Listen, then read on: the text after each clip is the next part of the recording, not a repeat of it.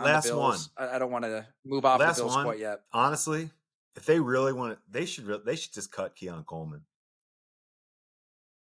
Yeah, let's I would talk seriously, Keon. they could cut him and it would be one of the ultimate messages sent moving to your owner and telling, yeah, hey, look, we messed up.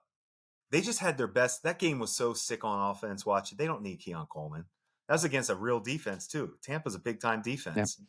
Were you at any point in that game, did you say, gosh, boy, if they had Keon Coleman, they might win this game? No. Next. That's how you send messages. Sean Payton did it. I've seen him do it. He sends messages. But Jim, he had the yellow puffy coat and he enjoyed the cookies in the Wow. media I auditorium after mean, the Bills that drafted him. now that is now you're talking a whole He's other got department. that working for him. That they need to check themselves on how they handle Keon Coleman. That I didn't like the way the Bills handled Keon Coleman from day one. Guy knows what a yellow coat is. Played at Michigan State. Like, come on. Let's not go crazy here. I love the take, and I'm right there with you. So anyway, I get it. 33rd overall pick, Bye. your first draft pick Bye. overall in 2024. A year. I mean, that was the next chess move after trading Stephon Diggs was to draft Keon Coleman. And we said it then. You know, when they traded Diggs, it's like, okay, the column's up there. If anybody wants to read it, it's out there somewhere. When they traded him, I said, all right, I get it. You want to create this leadership vacuum. You want Josh Allen to step into it. Clearly, something was off there. Clearly, he didn't want to play for Sean McDermott. Diggs. I mean, I've been told that repeatedly. So you move off of him, but that better not deter you from taking the right kind of risk at wide receiver. Whether that is a veteran who's got some shit to him, who's a little crazy. You need a little crazy. Most of them are. They want the ball. They want to take over the game. Or whether it's in that draft when you're staring at Ladd McConkey, Ricky Pearsall, Xavier Legette, Keon Coleman. Who else was in that cluster? Jalen Polk didn't work out in New England. It's McConkey's obviously the one that got away. And even Brian Thomas had the great rookie season, but boy, Liam Cohen, there's something off there. But anyways, that the bet there is Keon Coleman. I think you've seen enough, and it's a collection. It's everything. It's the fact that he isn't getting separation, which you knew. I mean, going in, you knew, but he's not winning the contested catch. That's supposed to be the one thing he's great at is muscling the ball away. I can't get that New England game out of my head. He had little, was it Marcus Jones, his 5'8" slot corner, muscling it away from him. So, Sean McDermott called this disciplinary action like strike 3 in terms of skipping meetings. I mean, how many strikes do you have for his on-field performance? There's been many. So the disrespect, and this is why I say just cut him. For Deion Dawkins and Trey White, and I'm talking about the vets, the Milanos, the Bernards. Come on, Keon Coleman. Like, you can't even walk through the locker room and look those guys in the eye. Like, you're not showing up on time as a rookie. You're joining an elite football team. You should be so fortunate you were drafted by the Buffalo Bills. So many guys go to so many bad situations. You get to play with generational quarterback. Late to a meeting, cut. That is so. There's no way you should let him on your team. No way. That's so disrespectful to Josh Allen. When we drafted Robert Meacham in the first round in New Orleans from the University of Tennessee, Drew Brees did not trust him that rookie year to run the correct routes, and he wouldn't throw him the ball. He went up to him and told him, until I can trust you. And it took a little bit. And Coach Payton too. They had to feel out how are we going to max out his talent. And finally, he never was really what we thought as far as we took him in the first round, late first round, but he led our team in touchdowns the year we won the Super Bowl. That to me is what we needed. We got it out of him. He was big and fast, and that's how they used him. We thought maybe he would be better than that, and they tried. They said, no, he's straight line. He's more straight line. Let him lose size, speed. But we got it out of him. He bought in. Breeze called him out, and he bought in. So I guess to your point, Dion called him out. I Love like it. that. Maybe Keon will buy in. I still don't personally think his talent is worth the headache. Well, yeah, there's he might buy in, he might not buy in, and he might cost you a trip to the Super Bowl. This might come back to bite you in the ass. I get it, right? The inclination is to believe in the player, stand by the player, but what's the line that you always use? Like you only tolerate so Production much. equals tolerance. The production isn't there. You just put up 44 points and had your best offensive output without Bye Keon bye. Coleman. Oh, by the way, you also didn't have your best receiver in Dalton Kincaid, and you still did this. So the production isn't there. But my mind goes to, and I'm pulling it up. He maybe the comparison isn't perfect because he was just an undrafted pickup. He was a project, and I liked him a lot. Brandon Bostic in Green Bay. They saw Jermichael Finley light, like an athletic basketball body at tight end who can split a seam, make a play downfield, and he hung around. Like Green Bay kept him around, even though you hear some grumblings about his work ethic from players in that locker room, like maybe not necessarily taking things as seriously as he should, but there was talent there, there was athleticism there. Finley had the career-ending neck injury in 2013. Bostic sticks around into 2014. Never really cracks the lineup.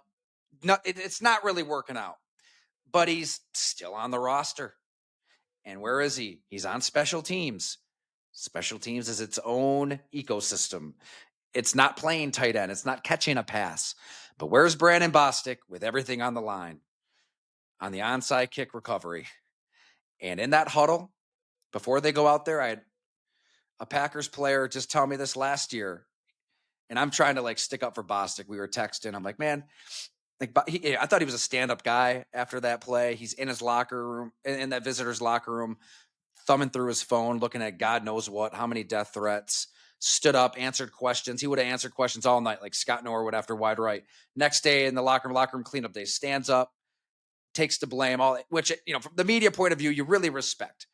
I'll never forget after the Packers were Kaepernick a couple years before that in that playoff game where the defense is just absolutely flattened by Kaepernick, 181 rushing yards, 260 some passing. Like nobody on the defense even showed up at locker room cleanup day. Nobody was in there to talk to the media. Just Desmond Bishop, who was on IR, who didn't even play in the game, had to answer all the defensive questions. So I give Boston credit for that. So I'm like texting this Packer player, and he's like, this guy goes, I will never forgive Brandon Bostic because in his vantage point, his words, Bostic was kind of a problem leading up to the game, wasn't taking things serious. And in that huddle, Sean Slocum, the special teams coordinator, told everybody, let Jordy Nelson catch the ball. His job was to block. He did not. He went up to catch the ball with Jordy Nelson waiting for it right behind him. It cost Green Bay a trip to the Super Bowl where they would have played New England. I'm not saying Keon Coleman's going to be on onside kick recovery, but look, if you being positive and believing in a player, we're kind of seeing it in Miami to the extreme with Tua and the belief they put in him and the money they've given him. Sometimes all of this belief can backfire. Keon Coleman at some point could cost the Bills big time. Like, so they must really believe the lights are going to turn on. Good point. They see him day in and day out, so they feel they see something there, I guess. But I don't. Bye bye. You're not going to win titles. Set the message. Like you're too close. That's it is shocking that That's the they. thing. It's an opportunity. It's an opportunity I to think send a message for Brandon Beane and Sean McDermott. I think so. There's a suppression of ego there. You just drafted the guy that high. So I get it. It would take a lot, but what a message it could send right now as you're gunning for a Super Bowl. Because if you're another player in that locker room and you see Keon Coleman cut, what's going through your head, Oh Jim? no, it's first of all, most of the team will be happy. There's a lot of players not that they'll not happy. Happy is the wrong word. They want to be held accountable. Like you need to hold people accountable, or else you're never going to win that title. It's that simple. only Keon knows the answer to this, but I don't know if he even really cared that much about not playing. It's tough. Didn't seem like it. Yeah, dancing around before during warm-ups, and it's a day off. It's a rough look. Mm. Well, like you said, Deion Dawkins put it best. He said all the nice things that you have to say, but within all of that was time to grow up. You're on the hot seat. His I mean, words. I always bring up Chantrell Henderson for us in Buffalo too, who we drafted in the 7th round. He would have been a first, second round pick, obviously, if he didn't have all his character makeup, but that's why he was in the 7th round. Like, he wasn't a top of the 2nd round pick or whatever Coleman was, so that risk reward for us was fine, as far as we knew he was late to, we knew all his history, and we got it all. Trust me. My goodness, did we got the whole Chantrell Henderson experience, where he started and didn't allow a sack against JJ Watt, to never know if you're going to see him again day to day. Yeah, there was a period during the off season where nobody knew where he was, if I remember right. Chantrell had a lot. And then Chantrell he had some Henderson. health stuff. And to his credit, he fought the Pagula. Everybody tried to. Nobody did more than the Pagulas for Chantrell Henderson. I'll say that, especially Kim. But anyway, yeah, the Bills are. That's a tough spot for them with Keon. I mean, to me, that's your message. Deion Dawkins would not care if Keon Coleman was cut. Like Eric Wood wouldn't. He didn't care if Chantrell Henderson would have cut the day we drafted him. It's really hard to miss a meeting in the NFL. It has to be. When this all was going down, yeah, I asked Allen Robinson just on X, how difficult is it really to miss a Friday meeting? And if I remember right, his response was just like 3 emojis with, it almost looks like the face is drunk, just like, he's not saying he's drunk, but like, this is ridiculous. This is bonkers. It never happens. It doesn't happen. I was thinking about that. I was trying to think, like, if we had, obviously we did. I might ask Whaley later, see if he can remember anything, but nothing comes to mind where we had, like, obviously people are late, but I don't remember anything being, I don't know. I was having an issue with it. Well, I think what's important too is my mind went back to Vrabel and that speech he gave the Patriots when he was hired in the spring. And he's like, laying out the groundwork and the rules. And part of me thinks, oh, okay, is this going to be like old school football coach being a Neanderthal? And it wasn't. I thought he threaded the needle perfectly. And when he got to meetings, he's like, okay, like, come to the meetings, be on time, put your cell phone away, turn the ringer off. And look, if you can't make a meeting, let us know. Let us know. And let us know why. And don't let it become a habit. That's it. Like, if there's a legitimate reason, and he had a legitimate reason, and he forwarded it to Sean McDermott, I'd imagine they'd at least keep it in house. Like, Sean isn't going to bring it up early in the season like he did. But I think that's telling too, the fact that we're finding out about this stuff, which tells you, what else don't we know? There's probably so much else that's gone on behind the scenes with his immaturity and his professionalism or lack thereof, in addition to all of this. Where there's smoke, there's fire. That's what we would always say. It's true. There's probably even more going on. So good luck. All right. Well, there's the advice. Bye. From Jim Monis. Cut him. Goodbye. We'll see. For the latest and greatest in football journalism, subscribe at golongtd.com.